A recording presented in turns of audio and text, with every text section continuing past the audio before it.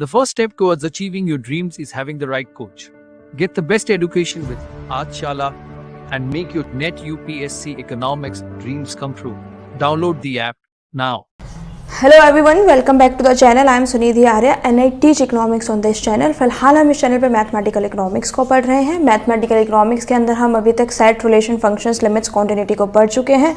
अब हमने डेरिवेटिव्स को शुरू किया है और पिछले वीडियो से हम हायर ऑर्डर डेरिवेटिव को पढ़ रहे हैं.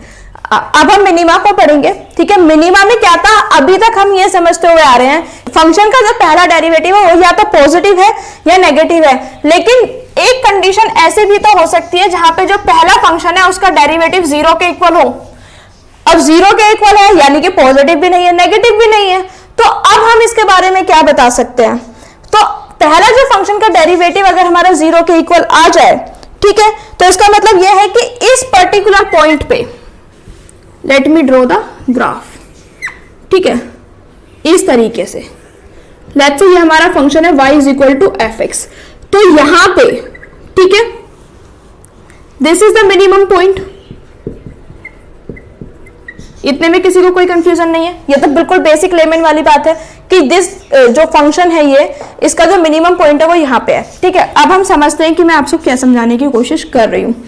अब हमने बोला कि जो फंक्शन का पहला डेरिवेटिव है वो जीरो है, यानी कि जो फंक्शन है इस पॉइंट पे वो ना तो राइज कर रहा है ना फॉल कर रहा है, कांस्टेंट है. यानी कि ये जो फंक्शन है इस पे जो स्लोप अगर हम ड्रॉ करेंगे तो जो फंक्शन का स्लोप है, यानी कि जो कर्व का स्लोप है, दैट इज जीरो. ठीक है, और स्लोप मैंने क्या बताया था, dy ओवर dx, यानी कि स्लोप क्या हो गया हमारा, जीरो. इतना पॉइंट क्लियर हुआ. अब हम इस मिनिमम पॉइंट को नाम दे देते हैं a. तो इस कर्व को हम तीन पार्ट में डिवाइड कर सकते हैं. सबसे पहला पार्ट हम इसको यहां तक स्टडी करेंगे, फिर हम इसको ए पॉइंट के बाद स्टडी करेंगे. यानी कि इस कर्व पे हम तीन पॉइंट को डिस्कस करेंगे. सबसे पहले जो पॉइंट हम डिस्कस करेंगे वो करेंगे पॉइंट बिफोर ए, फिर हम डिस्कस करेंगे at point A and then after A. ठीक है, समझने वाली बात क्या है कि देखिए इस पॉइंट से पहले जो फंक्शन है दैट इज डिक्रीजिंग. आपको नहीं लगता कि ये फंक्शन नीचे की तरफ आ रहा है. ठीक है, ये फंक्शन क्या हो रहा है, डिक्रीज हो रहा है. पॉइंट ए पे फंक्शन कांस्टेंट है और फिर जो फंक्शन है वो हमारा इंक्रीज कर रहा है. अब देखिए किसी भी फंक्शन को मिनिमम पॉइंट पे हिट करने के लिए क्या जरूरी है कि वो मैक्सिमम से होता हुआ है, यानी कि वो गिरता हुआ है. ठीक है, यानी कि मिनिमा हिट करने के लिए क्या कंडीशन है, कोई भी फंक्शन मिनिमा कब हिट करेगा, जब नेक्स्ट जो हमारा कर्व है वो नीचे की तरफ आए. ठीक है, अगर ये इस तरीके से होता तो क्या मिनिमम हिट कर पाता. मिनिमम क्या है इस केस में, ये है मिनिमम से हम शुरू कर रहे हैं. तो जब भी कोई फंक्शन हाईएस्ट वैल्यू से अटेन करते हुए मिनिमम को हिट करेगा, यानी कि डिक्रीजिंग होगा, फिर उसने मिनिमम वैल्यू को हिट किया और फिर वो इंक्रीज करना शुरू करेगा. ठीक है, तो इस पॉइंट पे क्या होगा, फंक्शन का मिनिमा होगा. ठीक है, इतना क्लियर हो गया. अब हम बार बार ये कह रहे हैं कि ये हमारा मिनिमा हो गया, लेकिन यहां जो हमने इसका उल्टा शेप बनाया, यहां भी तो स्लोप जीरो है. तो हम कैसे आइडेंटिफाई करेंगे कि हमारा जो फर्स्ट डेरिवेटिव जीरो के इक्वल आया है वो जीरो का इक्वल आने पे वो मिनिमा के इक्वल होगा या मैक्सिमा है. ये भी तो हमें पता करना है ना, क्योंकि इस केस में भी जीरो के इक्वल है और इस केस में भी जीरो के इक्वल है. इस केस में मिनिमा है और इस केस में मैक्सिमा है. तो कैसे पता चले कि मिनिमा होगा या मैक्सिमा होगा. तो उसके लिए हमारी जो फर्स्ट ऑर्डर कंडीशन होती है इसको हम बोलते हैं नेसेसरी कंडीशन.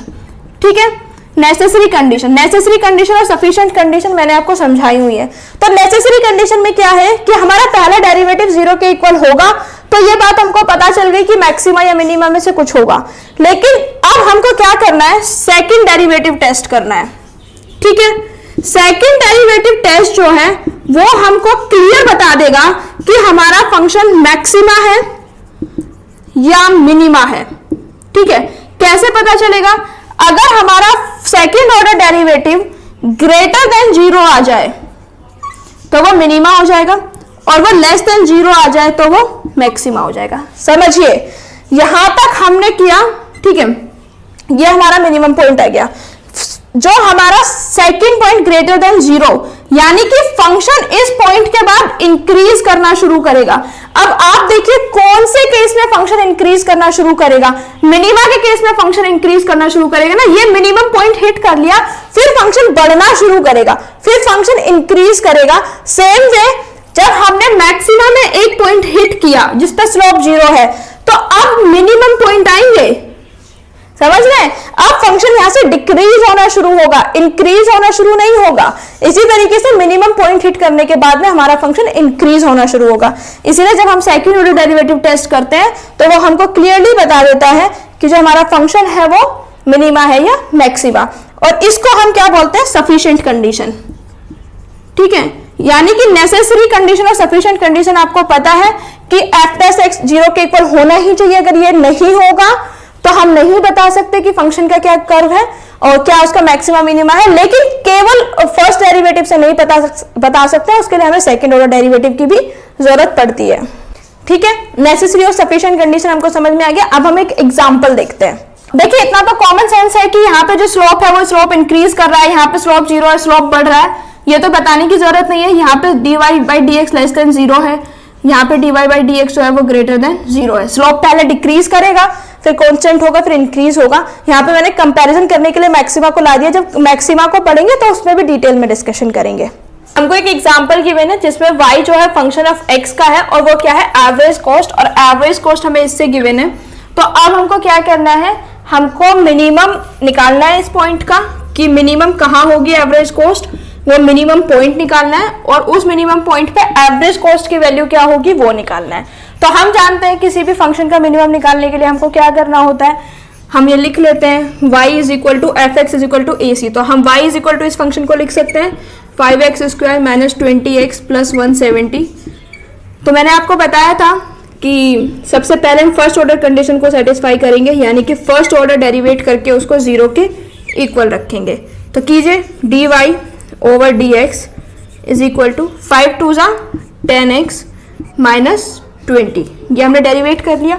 अब मैंने बताया था फर्स्ट ऑर्डर डेरिवेटिव को 0 के इक्वल लिखना है, तो 10x minus 20 is equal to 0, 10x is equal to 20। तो x की वैल्यू क्या आ गई, 20। ठीक है, सॉरी x की वैल्यू क्या आ गई, 2। ठीक है, अब हमको क्या देखना है, x की वैल्यू 2 आ गई, यानी कि हमारा क्या हुआ, हमने इंफ्लेक्शन पॉइंट निकाल लिया। अब हमको क्या देखना है कि सेकंड ऑर्डर डेरिवेटिव टेस्ट लगाना है, क्योंकि एक सफिशिएंट कंडीशन भी तो थी। तो सेकंड ऑर्डर कंडीशन में हमको क्या करना है, हमको इसको फिर से डेरिवेट करना है, यानी कि जो dy/dx आया था हम इसको फिर से डेरिवेट करेंगे। तो d2y/dx², इसको डेरिवेट हम करेंगे तो 10x का क्या हो जाएगा, 10 माइनस 20 यानी कि 0 is equal to 10 which is greater than 0। और मैंने आपको बताया था कि जब second order derivative greater than 0 हो जाए तो वो फंक्शन क्या होता है, दैट फंक्शन इज मिनिमा। और कौन से पॉइंट पे मिनिमा होता है, जहां पे पॉइंट हमारा फर्स्ट ऑर्डर डेरिवेटिव को 0 के इक्वल रख के आया होता है, यानी कि at x is equal to 2। इतना आपको समझ में आ गया कि जो फंक्शन है that is minima at x is equal to 2।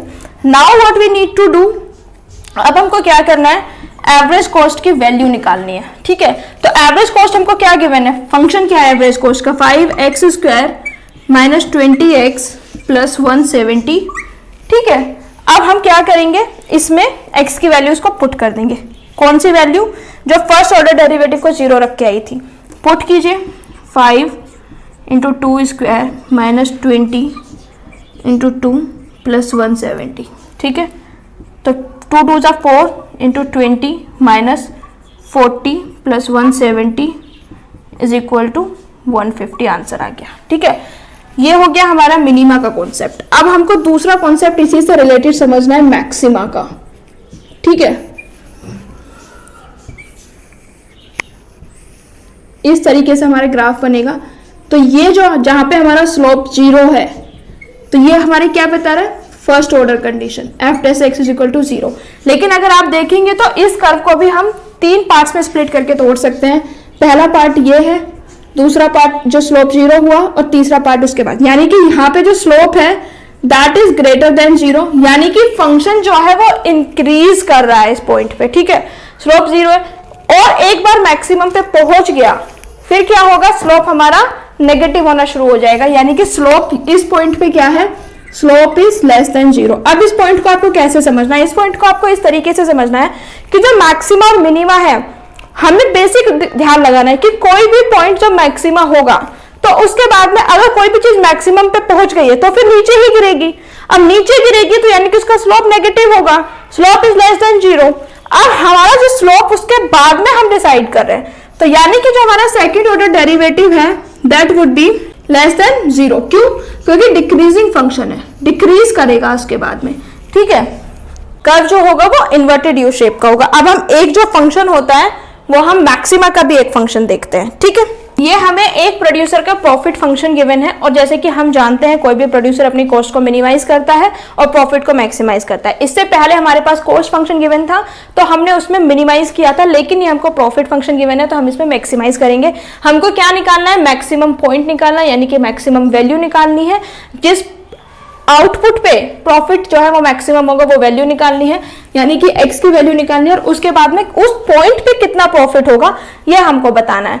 तो एज वी नो, सबसे पहले हमको क्या करना है, फर्स्ट स्टेप हमारा क्या है, हमको फर्स्ट स्टेप में क्या करना है, फर्स्ट ऑर्डर डेरिवेटिव निकालना है एफ डैश एक्स, उसको 0 के इक्वल रखना है, यानी कि हमको चेक करना है इस फंक्शन के इन्फ्लेक्शन पॉइंट जो है वो कितने हैं, ठीक है। 500 plus 160x minus 2x square pi upon dx। आप इसको डेरिवेटिव कीजिए, पहला जो फंक्शन है वो तो 0 हो जाएगा क्योंकि कांस्टेंट फंक्शन है। 160x यानी कि 1 माइनस 2 2 ज़ा 4x is equal to 160 minus 4x, which means 160 minus 4x is equal to 0 minus 4x is equal to minus 160, x is equal to 40, ठीक है। यानी कि जब हम 40 यूनिट का आउटपुट प्रोड्यूस करेंगे तो हमारा जो फंक्शन है वो इन्फ्लेक्शन पॉइंट पे पहुंच जाएगा, यानी कि इसके बाद दो कंडीशन होगी, या तो मैक्सिमा होगा या फिर मिनिमा होगा। अब हमको चेक करना है कि फंक्शन इसके बाद में मैक्सिमा पे जा रहा है या मिनिमा पे, तो उसके लिए हम क्या करते हैं, उसके लिए हम सेकेंड ऑर्डर डेरिवेटिव टेस्ट करते हैं।